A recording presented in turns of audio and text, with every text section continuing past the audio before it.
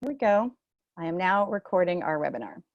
So our goal for today's webinar is I was first going to walk through the outline of the unit as was devised for the Portland Metro STEM Center. So we've been working sort of off and on all summer to try to put together a list of things that can be taught virtually for Unit 1 and 2. And so this is for Unit 1. This is the webinar for Unit 1. So we're going to walk through what that schedule is. Once I'm done walking through the schedule, I'd like to show you a few pieces of that might be a little less familiar to you that we have in that schedule.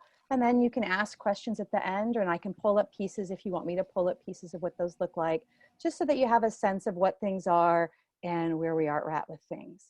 Looks like we gained a bunch of participants since I finished taking roll, so I'm just going to screen capture all the people who are online so that later I can make sure I update the roll in an appropriate manner. All right, so the first thing I'm going to do is I'm going to go ahead and share my screen.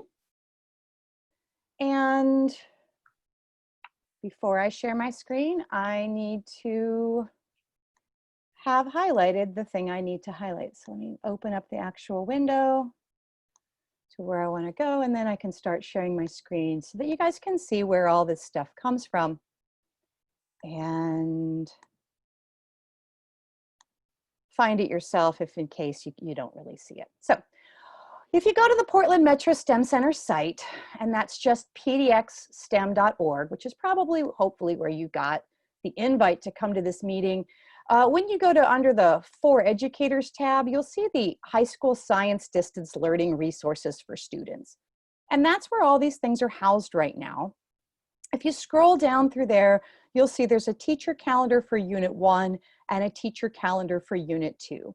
We're currently finishing up the student paper packet. So if you're in a district that has issues with connectivity, or if you have students who have problems with connectivity, I know I had a student who went into rehab last year and wasn't allowed to use any computers, so that student would have some connectivity issues.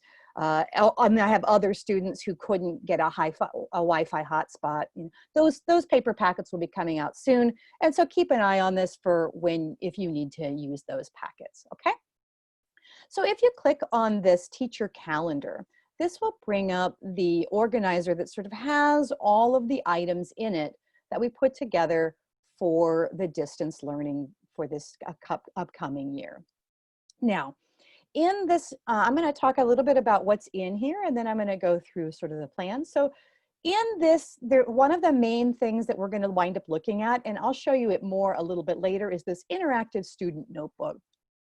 And that interactive student notebook would sort of take the place of what students would have for a paper notebook, so that they would take notes in there. You can do formative assessment checks in there. It's a Google Doc, and it contains some supporting materials. When we were teaching this class over the summer, we got feedback on what would make it easiest as a student to go through there. So we tried to make changes to update it and make sure that the students going through it would be able to have links and indications where things were going on. So we'll look back at that in just a minute. This first unit is centered around kinetic molecular theory and climate change. So we'll be looking at gases and how they change with temperature and how that affects the climate. The first unit opener, so day 0, that's going to be some of your sort of just team building activities. There was an inquiry cube that was available last year for in-person instruction. One of the people from PPS, Amy Fox, went through and did a digital version of that. And that's this distance learning inquiry cube right here. It involves some slides and some breakout rooms where you can kind of go through and get some of that experience, and mostly let students sort of start to get to know each other. So that's sort of that relationship building piece right there. Then we get into the engage part of the unit. And the engage part of the unit starts with some intro slides where we look through and we try to get a sense of, rather than telling people climate change is real or not real, we're just giving them a bunch of data, graphs and other kinds of data about what the average temperature was and the number of 90-degree days and the ice pack, and asking them to come up with what are they noticing, what kinds of questions does it bring up, to just get them to sort of engage with the material and come up with ideas that they might want to think about. In addition, there's a video link to try to talk about the difference between weather and climate, since weather is like a short-term item and climate is a long-term item. And climate is really what's changing, not necessarily any particular day's weather. After going through those activities, we do what's called like a Jamboard. You may have played with Padlet last year or Jamboard last year. It's basically a big slide that different people can access at the same time and add post-it notes as far as questions or comments or ideas. So you can kind of get some collaboration going there as far as student input and student voice. The next piece of there's some videos that you can choose to include or not. Some people are introducing the Climate Justice Project here. I feel like this year, because of this sort of fragmented way that the year is going to go, that I'll probably do the shorter Climate Justice Project of this unit rather than trying to stretch it across the whole year. Or if I go back to it at the end, I would just say, okay, remember what we did in units 1 through 4, because I think our district is doing units 1 through 4 in quarter 1, then doing it again in quarter 2, and then doing 5 through 8 in quarter 3, and then repeating it in quarter 4. But I could be wrong about the way that that's happening. So we'll have to see what they organize for that. Now, the next thing, once they've gone through and we've sort of explored what is climate, what is weather, what's going on with it, what questions do we have, then we start to answer some of those questions. So we start by looking at some graphs that show us that the sea level rise is different on different coasts. And then we go through and look at some items to sort of model what happens with particles as you heat them up. And there's a series of activities that you kind of go through and look through and update your model as you're going through there. Once you're finished with updating that model, you wind up going to a Jamboard and writing down what you think kinetic molecular theory is. Everybody else in the class gets to write their ideas, and then you read through them all and write a better one on page 2 and then a better one on page 3. And I'll show you what that Jamboard looks like in a little bit as well. After we get through that, we start looking at how to read a weather map. So we've talked about, hey, in sea level rise, we should end sea level rise understanding that as you heat things up, they expand. And then we want a bigger system. So weather is all about that expansion and that contraction with gases and how those gases then interact. That's what's going to determine, like, why do we have so many hurricanes, which is another one of the graphs that comes up. You can choose to either do the Charles Law, the Gay-Lussac's Law. The interactive student notebook is currently being set up for the Gay-Lussac's Law, because Gay-Lussac is all about pressure and temperature, which really is what relates to a lot of what's going on in storm systems, is how that pressure and temperature interact to cause gases in a certain region to do what they're doing. So in that Gay-Lussac Law, you may have been familiar with the way that we did patterns in the past, where we went through and we had either a lab or we had a digital activity, which was a PhET simulation to go through that. Because we can't do any labs in person, this is going to be the PhET simulation. And they're going to go through that same simulation, but we can't have our traditional board meetings. So there's this board meeting discussion that we go through where you do things in small groups and sort of have them have the discussion. And I'll show you what that looks like in a minute, because that's something that's going to be a little bit new. After we get through and they've gone through exploring it and said, hey, the world's getting hotter and the ice is melting more. And then they learned in the sea level rise that when you heat things up, they expand. And then they get through the gases and they say, oh, gases also heat up when they expand. Then we start getting into why are they heating up? And that's going to be into this CO2. Why is the atmosphere heating up? And there's some greenhouse gas simulations or interactions with the atmosphere, sort of a note-taking piece, where they can kind of get a sense of why are things heating up, that sense of like when energy comes into the atmosphere, it can either bounce back or it can get trapped for a little while and bounce back in another direction. So those greenhouse gases are interacting with the light to trap that energy here, and when they release the energy, it stays in the atmosphere as opposed to being released back into space. Now, once we have that sense of, things expand when you heat them up, even gases expand when you heat them up, and the earth is heating up because of these greenhouse gases, then we go into how does that heating up of gases and heating and expansion affect our weather. And that gets into that deeper climate change project. So you sort of look at the weather in a specific part of the world and do a little project around that. There'll be a unit test, and if you feel like you have time, the one project we felt like was most likely to be able to be done at home is this popcorn engineering, because we can't give them the pieces for the thermometer engineering, and the steam engine project they may or may not have the parts for. So we felt like the popcorn engineering was the easiest thing to do for this unit 1. And that really involves students at home trying to make popcorn under different conditions, wet popcorn versus dry popcorn versus dried out popcorn, or popcorn with more or less oil, or popcorn cooked at different temperatures. And you can kind of have them go through and try the different pieces of that and be able to try to get a popcorn engineering piece where they go home, they do a project part of it, and they come back and report it out to the group. Okay, now before I show you some of the actual pieces that are associated with this, those pieces that are sort of new, what I'd like to do is see if there are any questions in the chat. And so if you have a question, you can either put it in the chat, and if you don't have any questions and you're ready to go on, if you go down to the participants icon at the bottom of your screen, you have the option to give me some feedback. So you could click green check mark yes if, hey, I'm ready to move on and see those resources, or you can unmute and ask questions.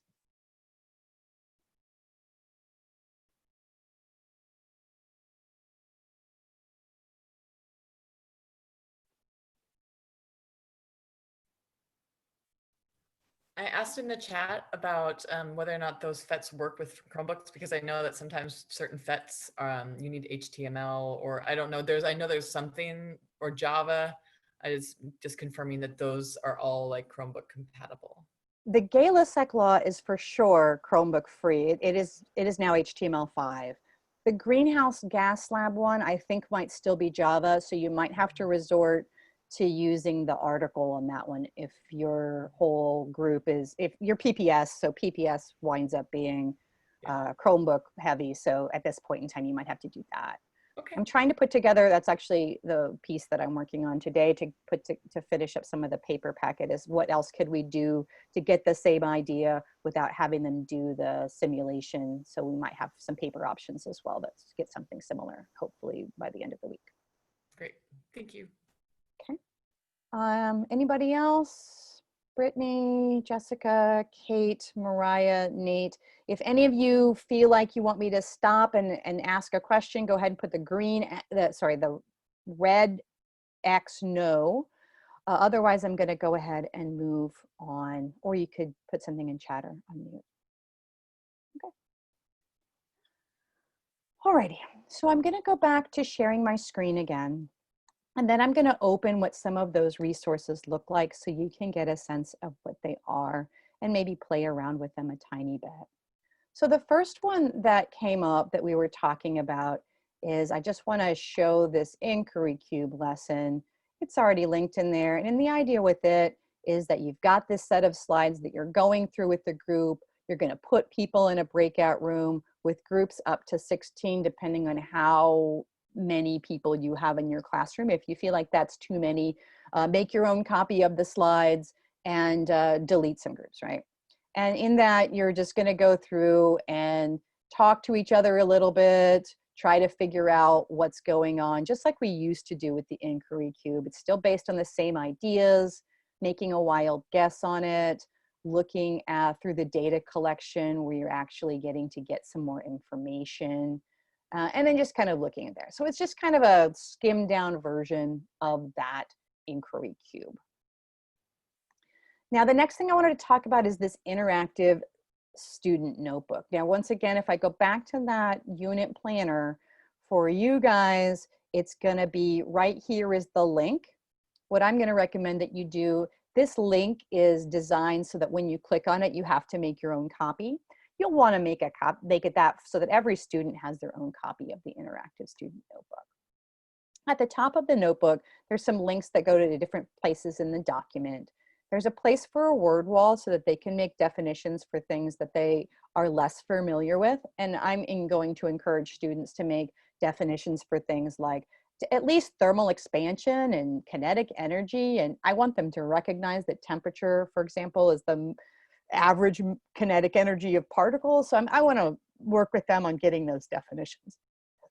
Then it kind of gives you just a definite sense of like what it is we're trying to learn and have you learned it. So this is sort of the metacognitive piece that students can say, like, have I done these? Do I understand the things I'm supposed to learn? And then here is that unit opener. Now there is a link to the slides here, but the feedback that we got was a lot of times on Chromebooks, it's difficult to maneuver back and forth between slides and the interactive notebook. So a lot of the pictures from the slides are already embedded in the notebook. And so you can see her here and say, what do I notice and what do I wonder? What am I noticing and what am I wondering about these 90-degree days? What am I noticing and what am I wondering about the sea ice? And I usually go through and show the slide. Great. Show the slides on, as the speaker, I often will be the teacher and I'll show the slides and then have a little conversation, then show them to go to your interactive notebook and write down what you notice and wonder, and then drop some comments in the chat if they want to. Then once you get through all of these pieces, and this is about hurricanes, then this site may or may not work when, it depends on how many times they've accessed the New York Times. It's a New York Times link. If you're worried about that, you can take it out, but it's fun if you can get it to work because it allows you to put in like almost any place and figure out where how many 90-degree days they've sort of had in the past to the future. And so people will often look up like, what was it like in Mexico? Or what was it like in Italy? Or what was it like I looked up Oklahoma, right? So it allows you to kind of play with that a little more. This video is a good explanation for weather and climate. Now, if you're unfamiliar with watching videos through either Zoom or Google Meets, you may or may not be able to get the sound on that video to work. So the fact that the link is in here, you can click on it and start it yourself and then tell students to start it themselves. And then you'll have a timing judge for when is their video about up so that they can answer these questions. So that's that first task set. And for those of you who are unfamiliar with the idea of task sets, a task set is sort of, this is the part where I'm going to check where you're at. Like I might have them turn in their notebook so I can just check, hey, have you sort of gotten some stuff done? Were you participating in what was going on? So each task set is like sort of a grading point. And it may not happen at the end of every day. You may wind up with a task that lasts multiple days, like the Gala sex law. I would expect it to last over one day. And some of that will be synchronous and some of that will be asynchronous content. The next thing we get into is this task set 2, which is the sea level rise. And they start with this question, with this picture here for what they notice. And if you wind up with people having some issues, then you might have them zoom in on like Seattle's right here and New Jersey's over here, but Seattle, they're the same horizontal, I forget if that's latitude or longitude right now off the top of my head because I'm talking. But Seattle had a sea level rise of 3.5 and New Jersey had a sea level rise of like 9.5. So you can have that kind of conversation and have them sort of think about that. Based on what you know, why do you think? And then there's this water bottle prediction. So can you talk to Daddy, please? So in the water bottle prediction, in the slides themselves, it says basically that you leave a water bottle with a straw in the car. It starts out 50 degrees in the morning and gets to 140 degrees in the afternoon, which isn't completely unreasonable if you leave it in the sun in a car. It can get hotter than that as far as temperature swings. So what do you think is going to happen? And you're going to have students come in here and you should be able to have them just double click on this. And then they can go through and add water particles and you know, dots in here. If they're uncomfortable drawing in Google Draw, you can also tell them that they can, you know, draw it on a piece of paper, take a picture and put it back in their notebook. There's other options that are there. Now, once they're done with that, there's this thermal expansion video. I'm just gonna click on it really quick so that you can kind of see. There's a heat light right here, and there's a water bottle with blue liquid in it that sort of matches the diagram we had. There's a straw that's been hot glued in place, and you're gonna watch that, and as they watch it, slowly, the water goes up the straw. So once again, once they've seen that, you're sort of explaining what you think is happening. You copy this, have your students copy this, paste it down here, and then they can edit it to match what they're now seeing. Like maybe before they just showed particles moving around, and now they might want to show particles moving up the straw, for example. After that, we watch this food dye video. And the food dye on the left is the cold water, on the right is hot water. This one spreads slowly, this one spreads fast. So you're gonna have them watch that. It takes about 2 minutes. And then this is the cold water. They should copy and paste this drawing over here so that they can make edits to it as far as, do I make the arrows, you know, longer, or do I make the arrows shorter, okay? So that's allowing them to sort of do that. The next piece of this is the PhET simulation. That's that PhET simulation that is the states of matter. This is an HTML5, so it will run on a Chromebook. So whenever you're looking at your PhET simulations, if you see this 5, you know you're fine for a Chromebook. And in this one, they're going back into that PhET. And this should be actually something that's somewhat familiar because we've done this in years past. And they're going in and they're looking at their solid and their liquid and their gas, and they're making comments about that. And then later they're going to contrast about how water looks as a solid, liquid, or gas. Okay. I'm going to close that out and go back to the interactive notebook. Come on.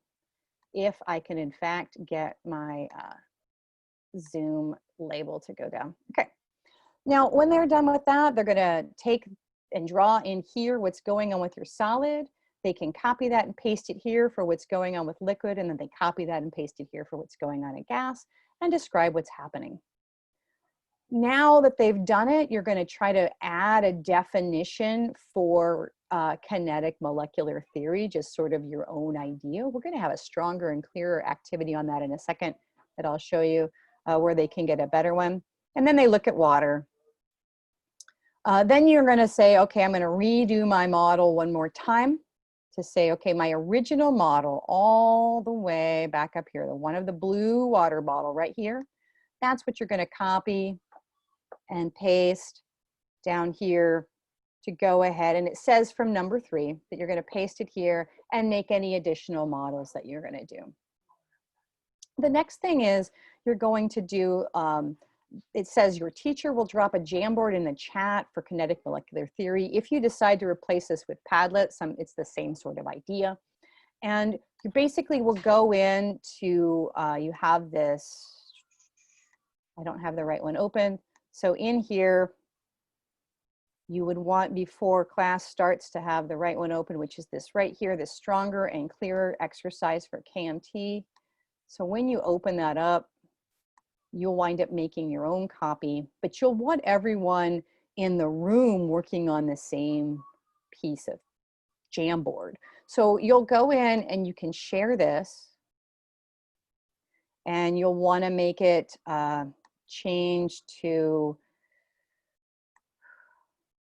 anyone with the link can edit. And then you just take it and you drop that into the chat. So if I go to the chat right now and I place that link in here, you should be able now to click on that link and start putting in comments in the Jamboard. And the way you would do that, there's 2 different ways. You could take it and click over here for a sticky note to say, add comments here, and save that. That's one way to add a comment. And they all wind up staying in the same place. You can move them and then you can kind of highlight them here. Or you could also end up, you know, just using text. I have lots of ideas, right? And then once people have posted their comments here, you say, okay, read through everyone's, post a better one here, okay? Read through everyone's that's posted here, post an even better one here. And then once you've gone through a couple of those where people have looked at other people's ideas, improved their own, then you can have, then you want to have them go back to that interactive student notebook and write their final version right here. If you get to, so that's sort of what that's going through. And the next you're going to have them kind of talk about, this is where the Earth's water is, and that conversation is to talk about what's leading to sea level rise. Is it this tiny, tiny bit of ice and glaciers that's melting? That's sort of this less than 2% of the water, or is it the oceans expanding? That's sort of what we're looking for in that point. Now this density extension, it's helpful if you want to go through it. If you feel like you don't want to go through it, it's considered to be sort of an extension. And this is really just talking about what density is. You can see the graphs here that this is more dense and this is less. And it walks them through like the idea of a density column, so that when we get into the part about weather, hopefully they get the idea that dense air, cold dense air sinks, warm, less dense air will rise. That's the whole sort of reason we're going through that right now. So then you get into reading a weather map. So you kind of go through and you watch this video on how to read a weather map. And then you sort of look at this weather map to see what's going on, to understand where the storms are, and so they can kind of get a sense of what they've seen when they look at that happening. Then there's a video that looks at the relationship between gas laws, and then you start into the Gay-Lussac lab FET exploration. So in their activity, there's the link for the FET. The student files for the Gay-Lussac is going to be that lab template that they're going to turn in. This is going to be a separate assignment of like, I'm turning in this lab, which has all the pieces that they would have in that lab, including like what you would draw for your hypothesis and all of the other things along that. Let me go back to my notebook. Then the Desmos link, so they're going to take data for a specific number of light or heavy particles in this FET simulation. And I'll just, once again, this FET simulation still has that, just going to show you really quick with that. It's the states of matter. It's an HTML5 FET. No, it's not the states of matter. I'll have to fix that link in a second. It's supposed to be the gas law FET. So this is going to be the gas law FET. They just fixed it last year to make it HTML5. And that's going to pull up this ability to look at pressure versus temperature.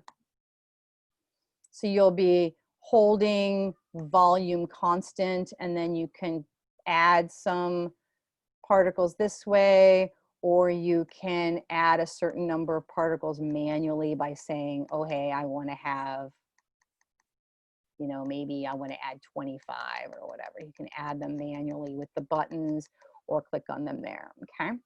Then you can say, you can look here for the pressure, you can look here for the temperature, you can see what happens as I heat them up or cool them down. I'm going to add more because it's easier to see what's going on right now on a screen.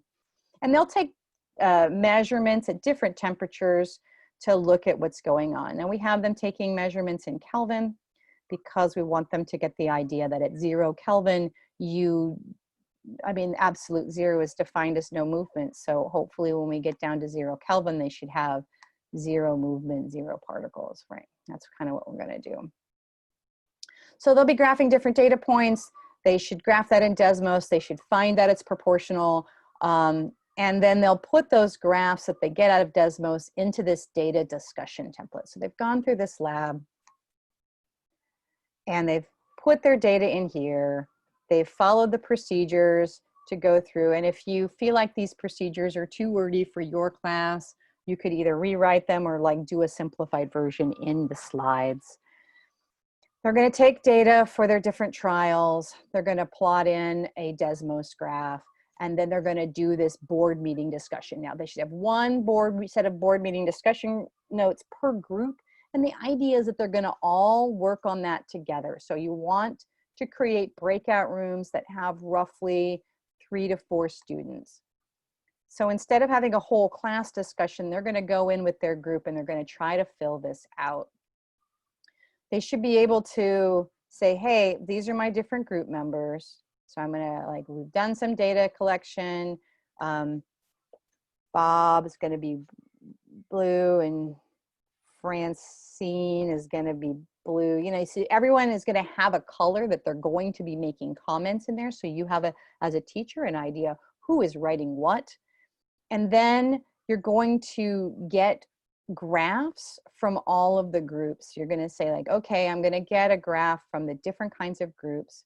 What we would expect that you might want to do, since everyone has their own device in the group, you can either make groups that do the data and then remake groups that have one of each person, or you could just set it up with a group of 4 to 8 and have each person do a different scenario and put them all in the same graph. So that's up to you. The way that we did it when we taught this over the summer is we put people in 8 different groups to gather data, and then we had them relabel their names with what group they were in, and then we created groups that have one of each person in there. Okay. Then you're going to do the same thing that we normally do with a lot of these discussions. You're going to look for similarities and differences, and each person's going to write in with their color.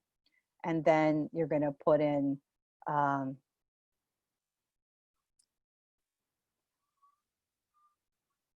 sorry, when I taught this, I did it with one person from each group, but you could have each group actually meeting and talking about it. So each person from each group goes in and write different similarities and differences. And then you look at, like, what is kind of pattern does it represent? So you're going to talk about different points, just like we would in a board meeting. You're going to talk about what caused the pressure to go up, have some conversations around there, explain what the slope means, decide whether a y-intercept makes sense, and you can test it using the simulation. And then when they get to this yellow part, they're going to leave their breakout room and come back to the full group so that you can have a discussion about pressure and temperature. And usually what you want to do for this pressure and temperature is guide them through the ideas that at each point, the slope is exactly the same. So I can put 2 points equal to each other, and that'll give us that sort of P1 over T1 equals P2 over T2 equation. So that's kind of what we're doing for board meetings, since we don't really have the option of board meetings in this case. All right, this is a lot of talking at you. So let me go back. So I've talked about the Jamboards. Here's another version of a Jamboard that we do that's actually in Unit 2. You can also use Jamboards to, like, move ideas around and organize things. So that's what we have them in for, and some of the other things you can, like, you know, rate them that way. I talked about that. All right, and then the only other thing would be, like, using, I think everything else is stuff that should be somewhat familiar. So what I'd like to do now is stop sharing my screen, see if people have questions, take another snapshot of who's here, make sure I'm not missing anybody. Okay, if you have questions, unmute and ask, or I've got the chat open, you can ask in the chat.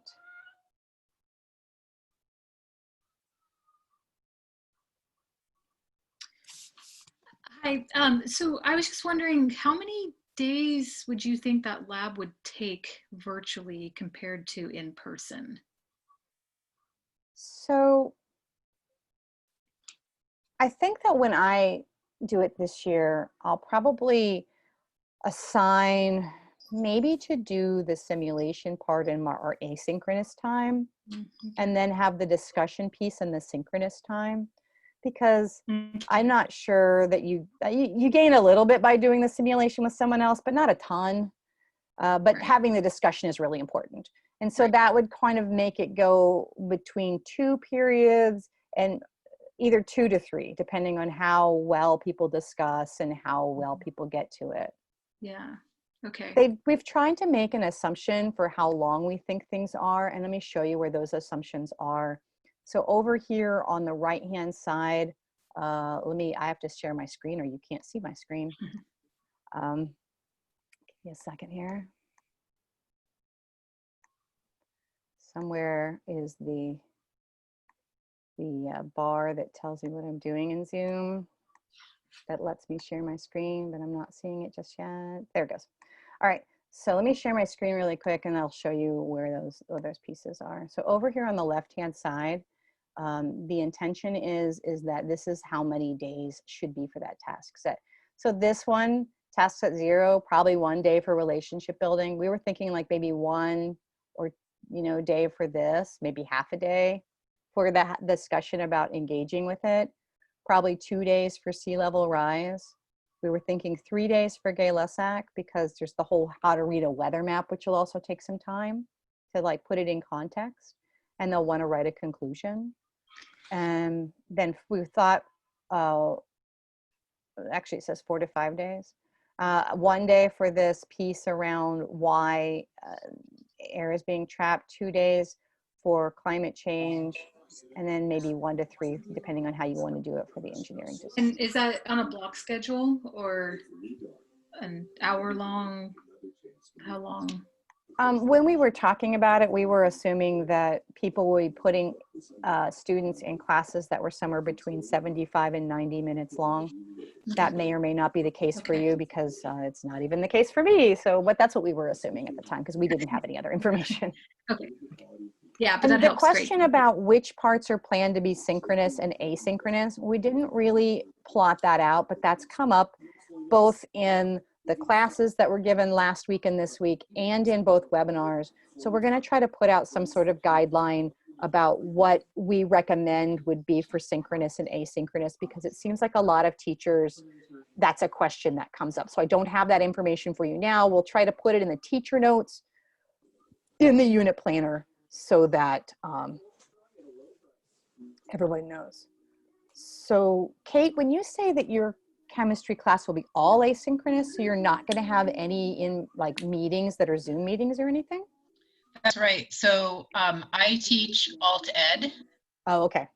And so in alt ed, we are only having kids do 1 synchronous class at a time, and then their other classes, 2 to 3 other classes will be asynchronous classes that they do at the same time.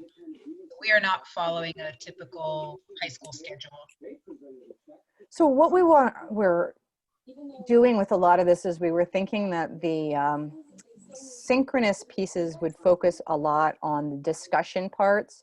So you might have to be a little bit flexible with how to do some of those discussion boards of letting people put that in at their own time if you're doing those asynchronously. So they can still read each other's comments.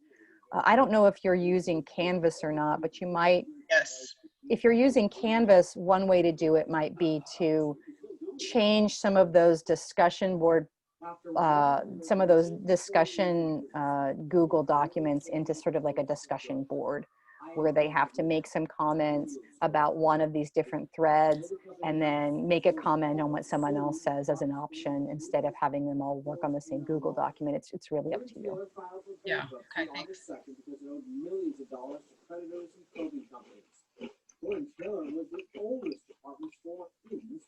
Are there any other questions or comments or thoughts that are coming up for folks? One of America's favorite topics now in high demand. Elise Preston shows us how people are now pining for pepperoni. Is there going to be another opportunity like this for the next unit? Yes. So let me share my screen really quick for that. The Portland Metro STEM Center has some tentative dates that they put out that they're asking people to do for the next set of units. So this was the one for Unit 1, and unfortunately, of the council members that were willing to do this, that was me. I could only do afternoon ones since I was also teaching the class during the day. So this was all afternoons, but the intention is to try to have one in late September, early October. I'm so sorry. There's an Can the evening and person maybe a Saturday one for Unit 2, and to also have one sort of mid to late October for Unit 3 where we have something similar. I'm sorry, can somebody mute their mic because I'm struggling to hear Andrea or Andrea? The FACDL, like the long one at the end. Thank you. So yeah, so this is what I have for the tentative schedule for what we're proposing to have some. So look for some new announcements coming out at these times so that we can start, because it'll depend on what instructor and council member availability is as for what specific dates. So the way that they do it is they say, we want to have one in this range of time, who can do it and what days can you do, and then they'll publish it. So just these are the kind of tentative timescales that we're looking at. Thank you. You're welcome. Is it possible for people to still use your material without participating in the workshop or in the webinar? I believe that people have access, as long as they're a teacher, have access to the materials. The webinars are really intended more to make sure that anybody who needs help to support them on the class has that help to support them on the class and has questions that get answered. We don't want anybody to be floundering if they want help. So every time that someone has been confirmed as an instructor, they've been allowed access to the materials.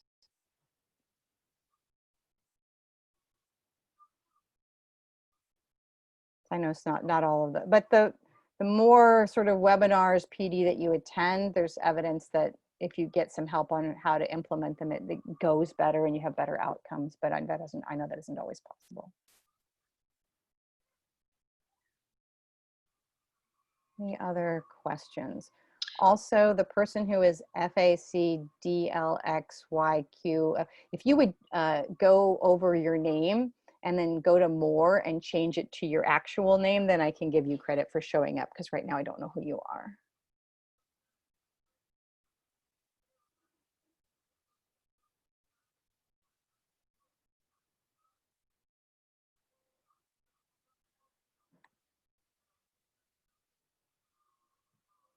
So as far as questions during the time that you're using the material, I can try to support you, and if not, I'll try to put you off. I think they were usually having people give questions to the Portland Metro STEM Center, but if you don't know who to contact, you can contact me, and if I'm too busy to help you out, then I can tell you someone else to contact. I just put my email in the chat in case you needed that. And if we wind up with a whole bunch of people having questions about it, we might try to schedule another sort of question and answer webinar because I'm sure if you guys all have a bunch of questions, and so do other people.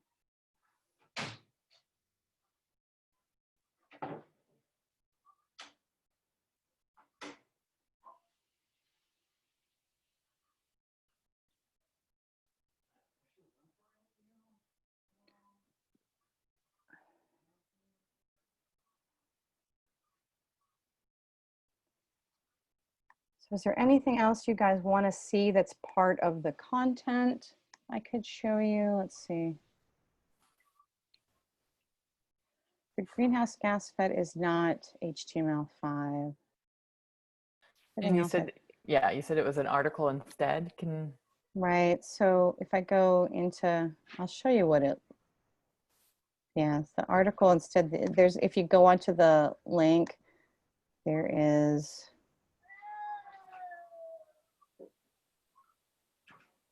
here, let me show you what it looks like really quick. Must share screen. Doesn't really help if I don't share my screen. You have no idea what I'm talking about. Okay. So here. Now I know how to make pumpkin barf. Okay, great. So in this section, green food coloring. Thanks, sweetie. In this section, if you the greenhouse gas FET simulation, I believe is still Java, at least it still says so right now. So if you go into this interactions with a computer interactive atmosphere, there's this sort of module that you can get with High Adventure Science that is, it looks like a lot of like different reading of what's going on to do this activity. So that's the other option. Could I explain the climate justice project? So let me go back into that, unit 1. So in the climate justice project, effects of climate change, this project, you're sort of like, how is climate change causing weather patterns to differ? So you have your students pick a different part of the world. And it's just basically doing some internet research. So you pick like a country or location, you do a map, you show pictures of climate relevant to that area, and then you explain how some things are. So it's pretty much research on the internet that they're doing. And there's some links to some different kind of readings that are here. Suggested reading topics below, like look for different Earth systems, human-caused global warming, and you just sort of answer these questions.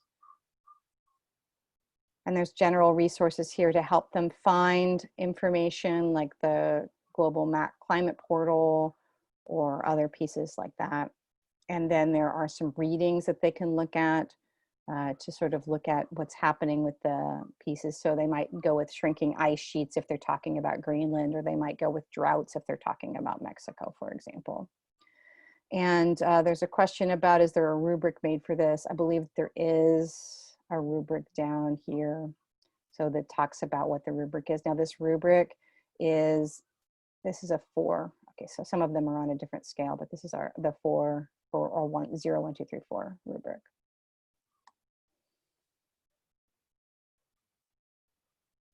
So the resources on PDX STEM are intended to be continued access. So as long as they're definitely going to leave the distance resources up for the time being. And if we decide that, you know, we're allowed to go back to school in person, we've talked about a lot in the council about how these distance resources are useful for more than just what's going on in the world right now. So for example, every year I have a student that's gone for 3 to 4 weeks for something. Like maybe it's they want to go visit a family member who lives in another country. Maybe they have some, you know, work project that they do where they volunteer their time. And so if I had all of these resources available, I could then just give them, here is the list of things I would have you do while you're gone, or the things that you could do to make up for while you were gone.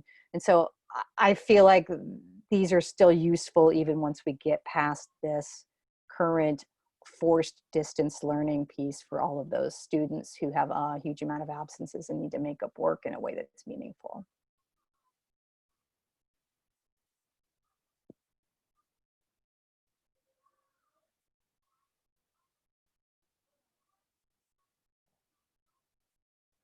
So all of the information that we shared in this meeting, if you like missed out or you had a bad connection, this webinar is currently being recorded.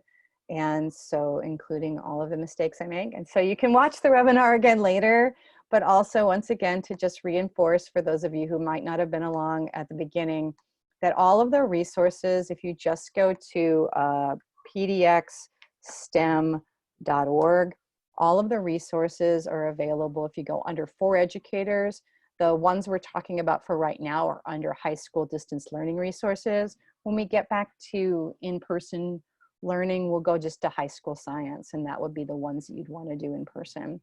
And if once you click on that, if you scroll down to the bottom, you'll see the calendars that are available for physics, chemistry, and biology. And if you have problems with any of those links, you can't access them or whatever, let me know, or you can click on it and request access. I think I don't have current access to the physics one, so I can go in and say, hey, I need permission, request access, so I can look at that, because I haven't taught physics in a long time.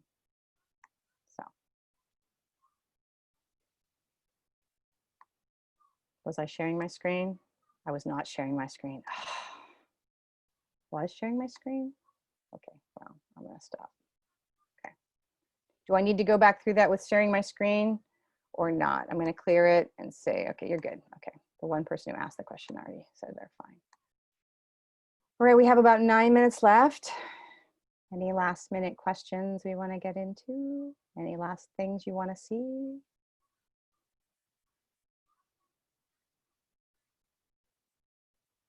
I think at this point in time, if you've got everything answered and you've seen what you need to see and you would like to log off to go on and do other things, that's fine. I will still count you as being here. How do we, do you submit the attendance or do we need to give something to our secretary? I'm supposed to submit attendance. And so what I did at the beginning is I took down everybody that I saw that was here. And then I did a couple of screen captures to make sure I didn't miss anybody because I wouldn't want to not give people credit for showing up since I think there's some like money or something involved. So I'll just ask people just to make sure. I don't see. So did Joel Laney manage to get online?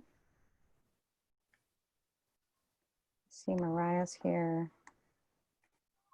And then Doug Goodwin, did you get online?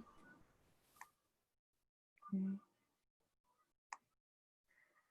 And then Brandy Hess is here. I guess I could stop recording at this point. No one really cares about that part. No.